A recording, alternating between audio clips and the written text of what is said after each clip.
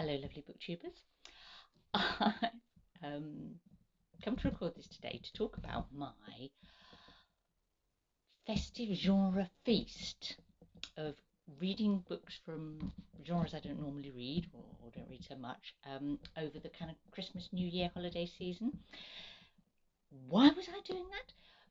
I was doing it because kind of in, I don't know, end of November, beginning of December, did a couple of tags that got me thinking about my reading tastes, like the anti-TBR tag and the self-aware reader tag. And also there was a bit of discussion going on kind of around BookTube about book snobbery. And that made me think that although I'm quite a wide reader, quite an omnivorous reader, there are genres that I tend to avoid, or I think myself as not a reader of genre books, maybe. Although genre is a neutral word, isn't it? What I mean by that, I realised, is books of particular sorts of genre. So I said back then that I would, in that kind of nice bit between sort of Christmas and New Year, when I knew I'd have lots of nice time for reading, and because there's not a lot else you can do in the UK at the moment, I can do reading and walking and running, and that's about it, because of coronavirus. That I would kind of do like a little series of books from different genres, and I did. I stuck to my word, and I read a book of horror, a book of science fiction, a book of fantasy, a cozy mystery, a kind of noir crime, a young adult book, and a romance. So, what was a hit? What was a miss? Yeah. Have any of them converted me to reading more? Well, let me tell you. Now, I'm going to start with a real positive, and a positive from a genre that I definitely avoid, and that's horror. Horror, I think, is it's always been quite a no-no for me. It's I've kind of dipped in a bit to what you might call kind of folk horror, folk gothic stuff like the Loney, say, by Andrew Michael Hurley, that I enjoyed, that sort of thing. But stuff where you get into like ghost stories, no, it's not that I don't like to be scared. Um, it's more that I'm afraid that I won't be scared. That I'll just find it silly. Yeah. So to give this genre sort of a fair go, I asked lovely BookTube to make some recommendations of what might be a good thing to read. And the thing that came up most often was Shirley Jackson's The Haunting of Hill House. And thank you, darling BookTube readers, for that great recommendation. I really enjoyed that book. Shirley Jackson writes well, she's got a nice style. She can really create atmosphere. It's a very quite a visual book, and I can understand why it's been adapted into film and TV series. Um, Characters are quirky and fun.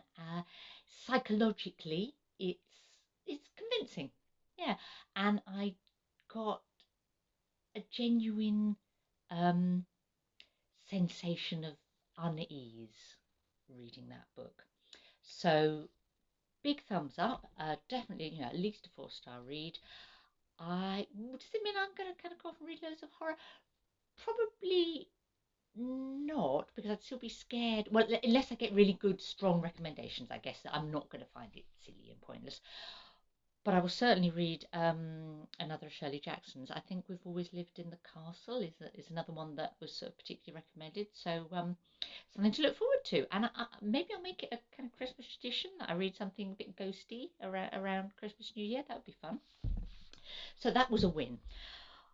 What about something? Well, let's go first to the the biggest fail for me of my festive genre feast, and that was the young adult book. Now, I really don't tend to read young adult books, but it's a genre where like people are always telling me that I'm missing out by avoiding it.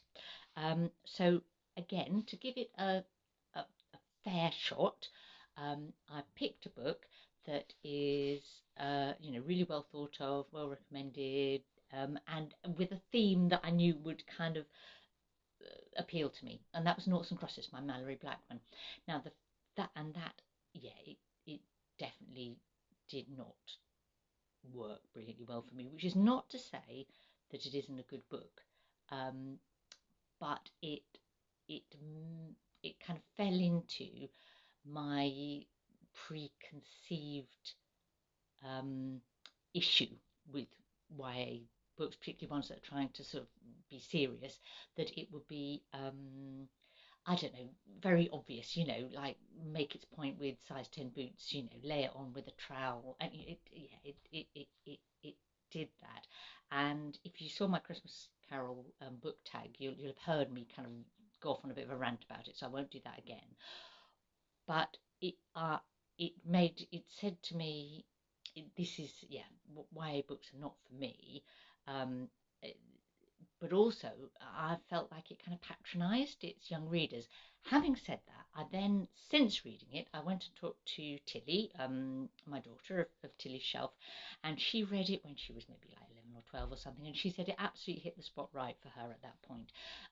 So I think the answer is that it was well written for its chosen audience, and I'm not the chosen audience, so I won't be reading more YA books, I think, with one honourable exception, which is Philip Pullman's Dark Materials series, just because I'm so bought into those characters from having originally read them aloud to Alfred and Tilly, and Pullman puts in, it's like the best kind of children's films that kind of throw in bits for the adults as well. He knows he's writing for a wider audience now, really, and puts in enough to keep us all interested. So yeah, apart from that, yeah, you're not going to get me reading more YA. Now,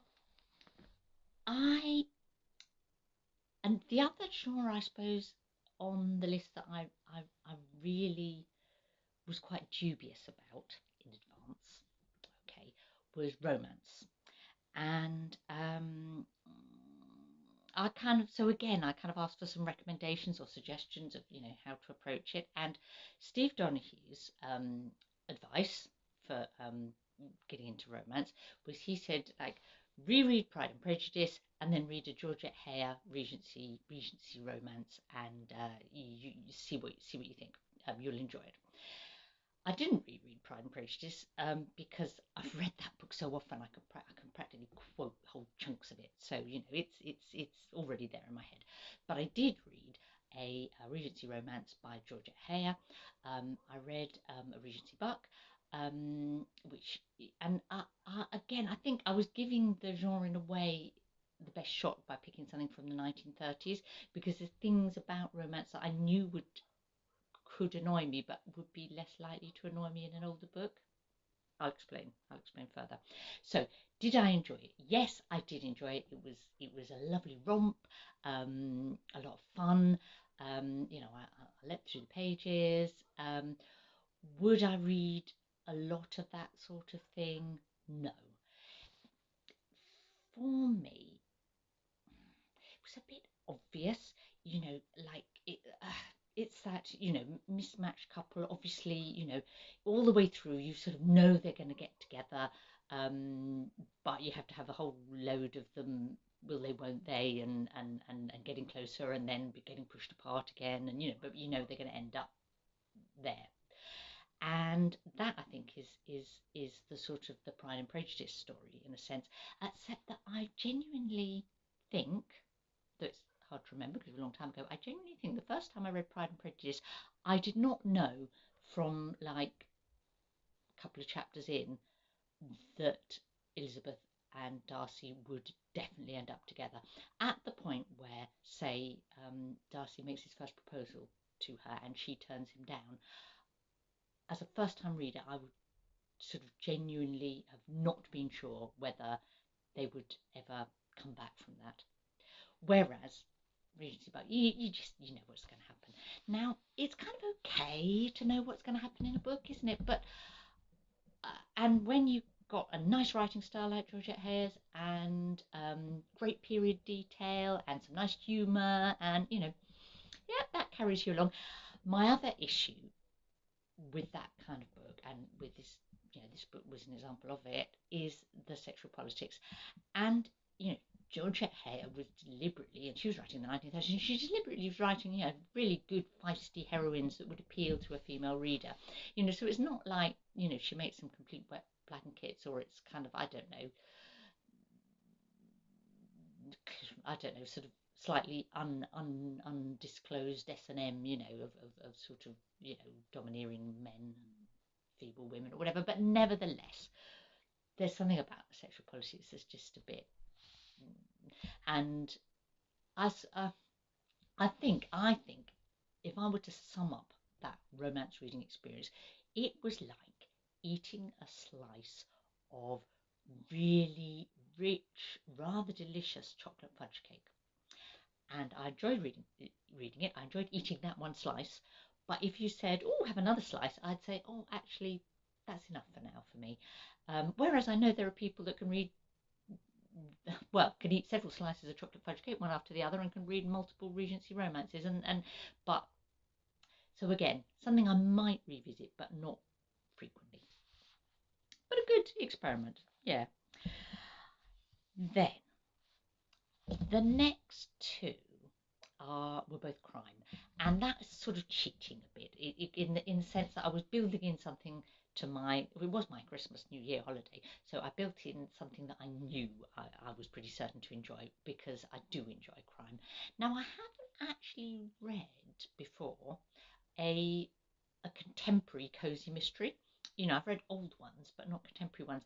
So that was a nice experiment. And I read An Heir to Murder by Charles Heathcote, fellow booktuber. Really enjoyed it. Lots of fun.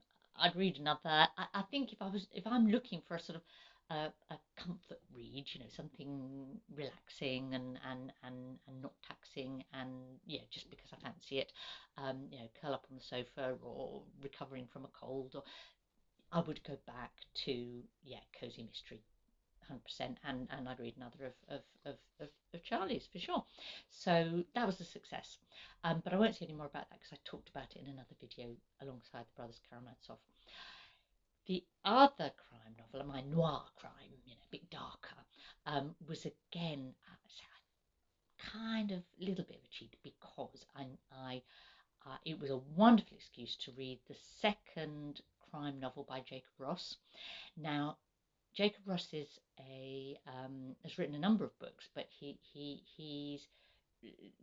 this is just came out in 2020, the second in his crime series. And Ross lives in the UK, but he comes from Grenada, and the crime series he's set on, it's an imaginary Caribbean nation, but one presumes that it's a kind of fictionalized version of Grenada, and it just does all the things that I want a kind of murder crime of the darker kind to do. It's got really, well constructed, lively plot that with plenty of twists and turns, not too obvious. It's got a kind of successful odd couple detective duo, male and female. And although we see it through the eyes of the male protagonist, it's they're but it's not a kind of irritatingly sort of this kind of screwed up detective thing that's a bit of a cliche. It's he's got history and she's got history, but they're also like nice, well-rounded people. But what really sells these books, I should say the titles. The first one he wrote was Bone Readers, and and this one is called Black Rain Falling. And the kind of added bit for me, I suppose, is that he is the setting, is the Grenada, and it's not kind of like the sort of Death in Paradise cozy sort of variety. He's bringing in a lot of sort of politics, police corruption, domestic abuse, but within a well-constructed story, as opposed to I'm telling this story in order to make these points. It's like I'm going to tell a good detective murder mystery crime novel, but I'm gonna give it some weight, some substance. Big win. Warmly recommend it if that's your sort of crime novel. So that leaves us with science fiction and fantasy. Now, which way round? Which way round to talk about this? I'm going to start with science fiction. Now, I do read science fiction, but not lots of it. And there's a reason why I don't, and that did kind of interfere with this one. So, again, to kind of be fair to the genre, I picked something that's been really well recommended, a book that I want to read by an author that I've heard really good things about. So the book that I read was Dawn by Octavia Butler. And, so many people have said, oh, you must read Octavia Butler. And they're right. It was a really, really good book. She has a kind of interesting style. It's kind of quite a sparse, matter-of-fact style that I actually really liked. Yeah, it's insightful, interesting. Good sci-fi is very often like a vehicle to explore ideas, and that's what she's doing.